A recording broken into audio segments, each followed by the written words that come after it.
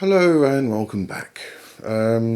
Before we actually get started, I just want to firstly apologize for being absent for the past week and a half-ish. It's been a crazy past 2 weeks actually, and didn't get enough time to actually sit down and record videos, which I don't like because I actually enjoy doing this. And secondly, I want to just give a shout out to all of my subscribers. I mean, you're only a handful at this point, but I just want to say thank you. I really, really appreciate you. I appreciate the support, and if you have any questions, just hit me up. Just leave a comment, whatever it may be, and I'll do my best to answer it. So let's get into vision boards. Now, I'm not going to go into how to create a vision board because there are tons and literally tons of videos and blog posts and everything out there about how to actually make a vision board. I do have two ideas which go a bit above and beyond, and slightly different methods actually. But I want to get into what you actually need to do when you create a vision board and what you need to do to make it work, basically. So when you start out with your vision board, what you want to do is find images that speak to you. Don't just find random images that you think you might want in your life. For instance, if you want a new car in the next year, let's say you want a new car in the next year, and your financial situation at this point is, it's not bad, but you won't be able to get to buy a Ferrari or a Porsche or something like that within the next year. You need to build yourself up bit by bit. Miracles do happen, but let's focus on actually building yourself up to that point where you want to be, instead of trying to make miracles happen. So you want to progressively improve your life in small doses, basically. So you want a new car. Don't go for that Porsche or the Ferrari. Not yet. That can come in the future. But have a look for something that is I'm not going to say within your means, because this is a manifestation video, and what we're actually trying to do is manifest something that you don't have and is kind of out of your reach at this point, but not so far out of your reach that it's almost impossible. So just aim for something that is beyond your means at this point, but can be attainable. And in order to do that, you would need to obviously increase your income or get a big influx of money all of a sudden in order to afford that kind of car. And you have to bear in mind, especially with a car, if you go for the high-end sports cars, you've got to maintain them. So you do need that constant income on a regular basis. It's not just a once-off big influx of money that you can go and buy a new car and then that's it. You do need to maintain it, so you've got to think of those things as well. So think about what you want within the next year, within the next 6 months, whatever you want your vision board to be. Usually, people usually make them for a year and then they renew them in the next year. So when you go and find images for your vision board, as I say, make it something that is just out of your reach, but can be achievable if you increase your income. And that's why you're doing manifestation, in order to bring more money in on a monthly, daily, weekly, whatever it may be, basis. So go and find those images for that thing. Whether it be a holiday, you want to go overseas, for instance, you want a new apartment, one that's a bit of an upgrade from the one you have now. You want to become more healthy. I mean, that's on my vision board. You obviously need to go out and do things. I mean, the one thing you can't do, and I guess I'm a prime example of this, is if we take the healthy me, for example.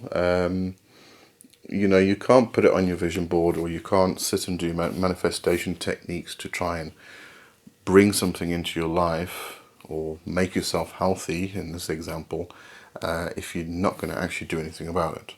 And that's my problem. I either get busy or I get lazy, and the two are a bad combination, especially for something like that, because I actually need to physically go and do something in order to become healthy. But that's just me. So think of the things you want. So create a list of the goals you want to achieve within the next year, and then go onto Google and find images. To start searching through images and find images that speak to you.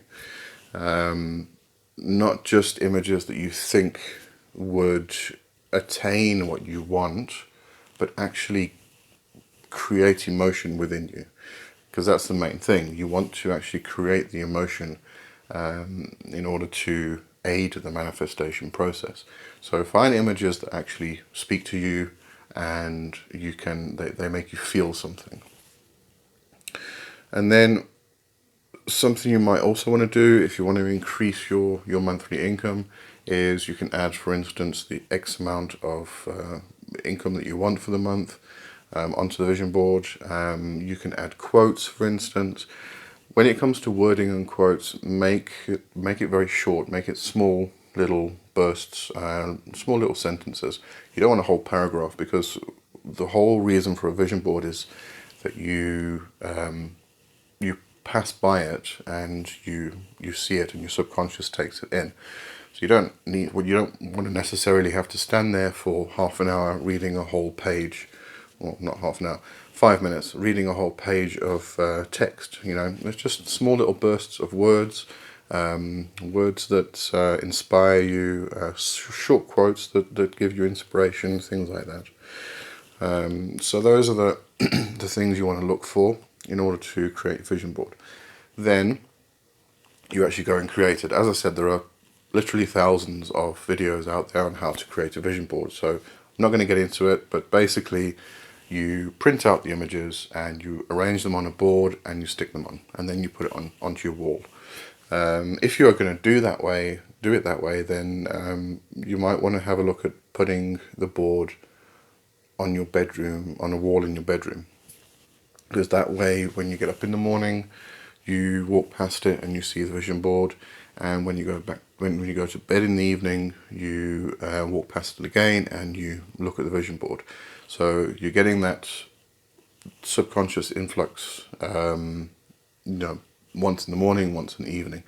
So once in the morning when you wake up, so your brain's nice and fresh, and then when you go to bed and you're going to go to sleep, and then you can manifest in your sleep.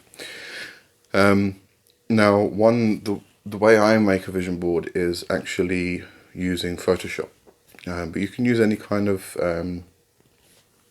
photo manipulation. You can do it on PowerPoint or Paint if you want to. Just something you can pull in the images and move them around, make them smaller, make them bigger, so that you've got a nice layout, something that makes you feel good.